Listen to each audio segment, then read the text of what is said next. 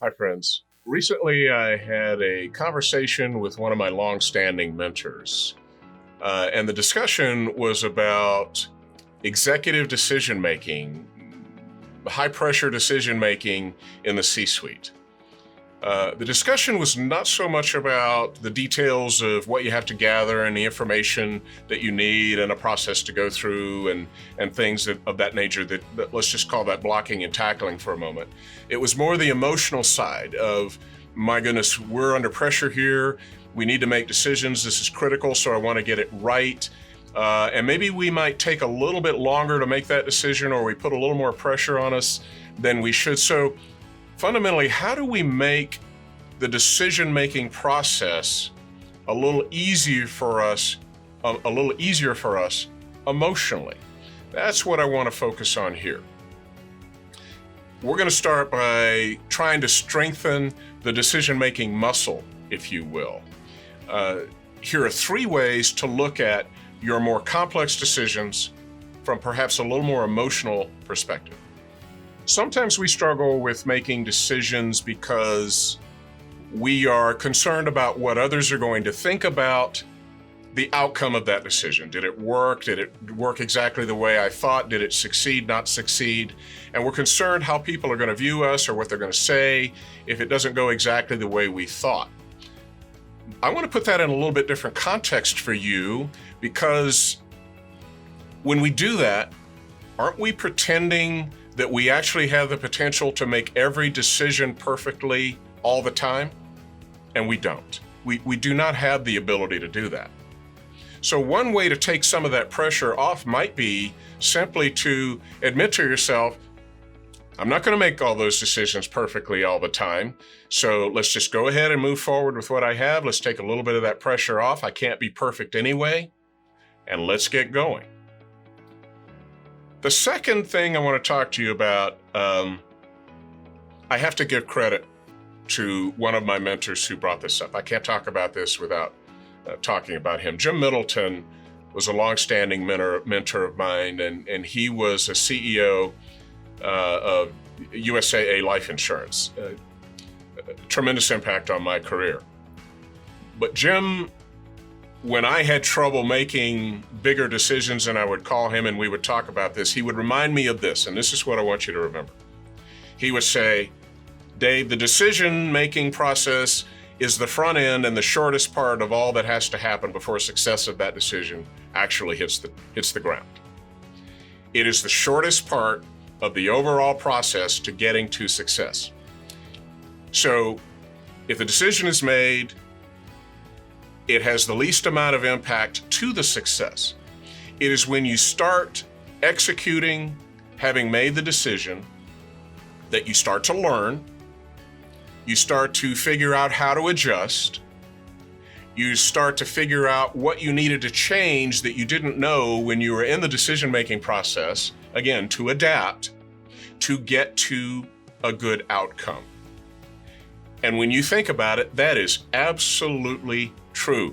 The decision is just a starting point to get out of the gate. Where you really learn how to get to a successful outcome is when you start doing something and learn what really is involved in getting to success. So let me punctuate that a bit by saying it a little bit different way. We have to have a plan that goes into decision making. But you can't fall in love with that plan because you have to get ready to adapt once you start learning and getting into the process.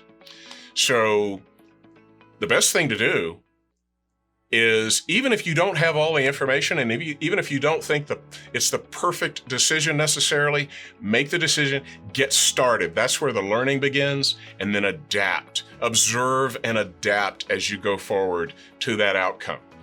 That's where the real work is done to get to success, and that's the ultimate goal anyway. This third thing I'm going to share with you is going to seem obvious. I hesitated as to whether I would put this in this video, but I see this often enough still today. I'm going to talk about it, and it is tough decisions should not be made by committee. If you're entrusted with responsibility of a segment of your business or the whole of your business, there are certain levels of decisions that really need to rest with you. That goes with the territory of the executive position that you have. You know that. Now, I'm not saying that you don't gather information from different levels. You find out the pros and cons. You find out the history of previous decisions being made. You do the research, the analysis. You get other people's input. How do you think this is going to go? How would we execute it? Who needs to be involved? All those things, they don't change. You should get that from as many places as you can, and that's also very obvious. But when there's a point at which you need to tell your team that's giving you all this input, okay, the decision is made, and we're ready to go to the execution phase. Make that clear to them at some point. And because when you do, this is what they will feel, and this is how it will improve your collaborative process when you're about to make decisions. Number one, they'll know that the debate has ended, and they'll understand that their role was to guide, not to decide. So as you get them involved in the decision-making process, after that, they will be much more comfortable that they're not really the decision maker, and they'll be freer in giving you everything you need to know to get to the best possible decision that you can to get out of the gate running. To conclude, my mentors in many cases held my hand early on in my career in some of my decision making. And I am so grateful to them for getting me over those barriers when I needed it, with principles that frankly stood the test of time.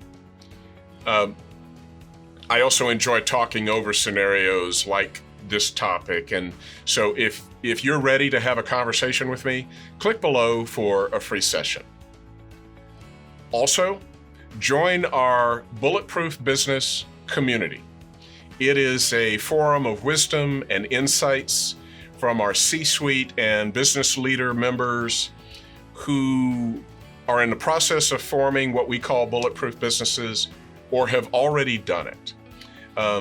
As a first step to joining our community, click below to sign up for our newsletter. Enjoy.